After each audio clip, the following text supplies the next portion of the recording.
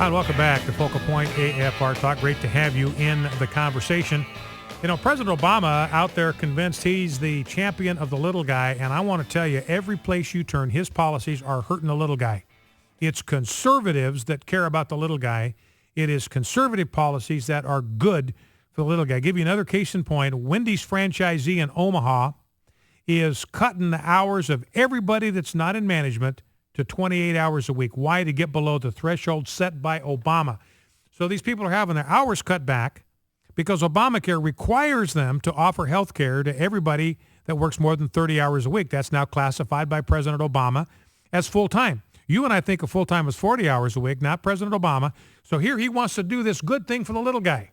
Let's do this good thing for the little guy who's working 30 hours a week, not working 40, working 30. We're going to order their employers to provide health insurance coverage for them, no matter how much it costs, no matter whether they can afford it or not. Well, the businesses can't afford it. So what do? They cut people to below 30 hours a week to get below the threshold that Obama set. They were offering these people health insurance of one kind or another. They were already doing it. They had it. Now they don't. Why? Because of Barack Obama. So it's all the non-management folks there at this 11 Wendy's restaurants in the metro area of Omaha. They are toast because of Barack Obama. It's the little guy that gets hurt. Their hours are cut. That means their income has been slashed, and they're not going to have any health care. Double whammy on who? On the little guy. Thank you, Barack Obama. Now, let's grab a couple of more sound bites on this fiscal cliff issue. Maxine Waters, clip number 4. And she's just right in step with Barack Obama, who says we got to close loopholes, we got to cap deductions. You got Jay Carney. If the Republicans think we're not going to talk about more revenue, that's crazy. That doesn't make a lot of sense. We are going to look at closing loopholes and capping deductions, just like John Boehner talked about. Hey, it was a good bill then. Why isn't it a good bill now? Well, because, Jay, Speaker Boehner was offering that as an alternative to raising tax rates. You scrapped it. You didn't want it. You wanted to raise tax rates. Fine. Well, that means Boehner's offer is no longer valid because it was offered in lieu of tax rates. Well, now Jay Carney is saying, hey, it was a good bill. We want to cap the deductions. We want to close the loopholes and raise the tax rates. And here is Maxine Waters saying we got to find more ways to tax the job creators. Let's listen. Well, the Republicans are talking about what all they're going to do with these tax cuts. The president has said we cannot cut our way out of a deficit, and he's absolutely correct. The first thing that we've got to do is look at where we still have unfairness in the tax system and make sure that the people of influence, the billionaires and the millionaires and the corporate interests are paying their fair share. And I believe that whether we're talking about the financial speculation tax or the elimination of the carried interest or defense spending, we've got areas that we can look at to get fair share so that we're able to take care of the basic needs of this country rather than going to Medicare and Medicaid and Social Security and focusing on those areas as the only place that we can get more revenue. So all she wants to talk about is more revenue. We've got to look at where we have unfairness in the tax system. We've got to make sure that the job creators are paying their fair share. And Maxine, I'm with you. I want everybody paying their fair share. I'm down with that program. I'm concerned about unfairness in the tax code. And where the unfairness is, ladies and gentlemen, is the rate at which job creators are taxed. It's obscene. They are paying way more than their fair share. If we actually implemented fairness in our tax code, the job creators would get a huge tax cut, and they deserve it. They are carrying this country on their backs. Top 1% of wage earners control about 20% of the wealth in America, but they pay 40% of the tax burden. So if we were going with what's fair is fair. If you control 20% of the wealth, if you generate 20% of the income, you should be responsible for 20% of the income taxes. They're not. They're paying double that. They're paying twice their fair share. So I'm with you, Maxine. I want fairness in the tax code, but your vision of fairness isn't fairness whatsoever. Now, here's Nancy Pelosi, clip 5. This is basically a variation on the $1 trillion platinum coin.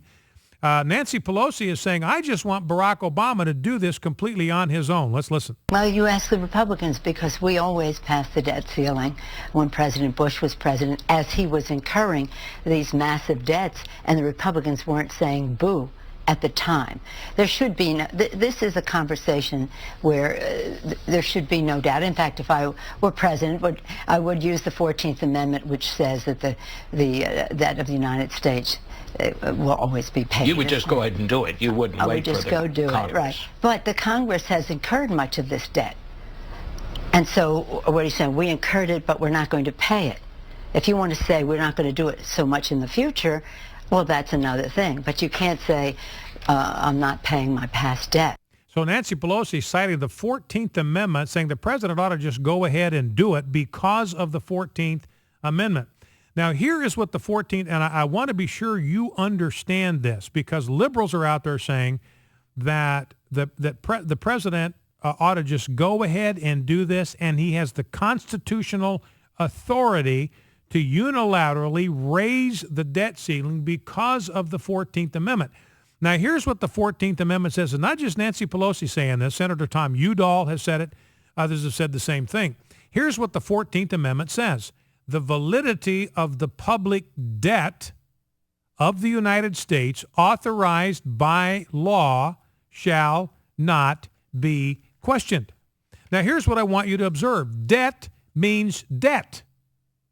Debt does not mean promises. Debt does not mean plans. Debt does not mean budgetary commitments. Debt does not mean entitlement spending. Debt involves the payment of interest. That means somebody loaned you money, and now you've got an obligation to pay them back with interest. It's the with interest part that's key here. And what the 14th Amendment says, look, if somebody has loaned money to the United States Treasury, that's a debt. They've got an obligation to pay that debt back, and that shall not be questioned. That's not talking about entitlement spending. What that's talking about is debt. And the Congress has an obligation to make good on its debt. Now, I've said this before, but this is where Nancy Pelosi and the Democrats are going to lie to you. And you got Republicans that will lie to you. Republicans will tell you that if we don't raise this debt ceiling, we're going to go into default. Expect to hear the word default till it comes out your eyeballs. You're going to hear the word default over and over and over again, ad nauseum. Can't let the United States go into sovereign default. Do not let the Democrats lie to you. Do not let Nancy Pelosi lie to you. Do not let Jay Carney lie to you. Do not let John Boehner lie to you. Do not let Eric Cantor lie to you. Do not let Paul Ryan lie to you. Do not let your congressman lie to you. The only way for the United States to go into default, that's a technical term too, is not to pay on its debt, which means interest. The only way the United States goes into default is if the United States stops paying the debt, the interest on the debt. That's it. Let me repeat. The only way the United States goes into default is if it stops paying the interest on the debt. It does not go into default if it cuts back on benefits to Social Security, Medicare recipients, and Medicaid recipients. That's not default because they haven't borrowed money from those people. That's entitlement spending, not the same thing. So the amount of money it takes to service our debt is about $220 billion a year. We get about $2.4 trillion a year in tax revenue when you combine income tax and payroll tax. So the government's got $2.4 trillion a year to work with. They need $220 billion of that. That's less than 10%. Less than 10% of revenues is all it takes to keep the United States from going into default. Do not let them lie to you. So what that means then, February 15, if the Republicans simply refuse to raise the debt ceiling, then all of a sudden that day government has to live within its means. It can't spend any more money than comes in. That's what you and I have to do at home. Now, the president cannot do this. Remember, it says the debt must be authorized by law. It must be authorized by law. That's something that Congress does. So Congress has to authorize the extension of debt. This is according to Article 1, Section 8. Congress shall have power to lay and collect taxes and to pay the debts and provide for the common defense and general welfare and to borrow money on the credit of the United States. That is the responsibility. The authority rests with Congress to do that. Congress is the only one that has the power to lay and collect taxes. Congress is the only one that has the authority to borrow money on the credit of the United States. The president does not have that power unilaterally, period. So the debt limit is an issue that belongs exclusively to Congress. So ladies and gentlemen, do not let them lie to you. Now here, let's grab clip number 6 and play it very quickly. Here's Representative Matt Salmon from the state of Arizona saying we need a shutdown. Let's listen. Nobody disagrees with that, but it's how do you get it done? Bob, I'd like to interject maybe a little bit of a different thought because I was here during the government shutdown in 1995. It was a divided government. We had a Democrat president of the United States. We had a Republican Congress. And I believe that that government shutdown actually gave us the impetus as we went forward to push toward some real serious compromise. I think it drove Bill Clinton in a different direction, a very bipartisan direction. In fact, we passed welfare reform for the first time ever. And we cut the welfare ranks in the last decade and a half by over 50%. These are good things. We also balanced the budget for the first time in 40 years in 1997, 1998, 1999. And when I left, we had over a $230 billion surplus. This was with a Democrat president, a Republican. So you think that's a good idea? Yes, I do. So it says, yes, I do. Another government shutdown would be a great idea. It's the thing that brought Bill Clinton in from the fold. We got a balanced budget.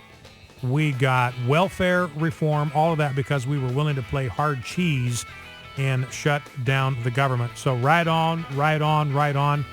Ted Cruz, I'll play the soundbite tomorrow. Don't have time for it today, but Ted Cruz saying the same thing. The 1995 shutdown brought about the greatest fiscal responsibility we've ever seen.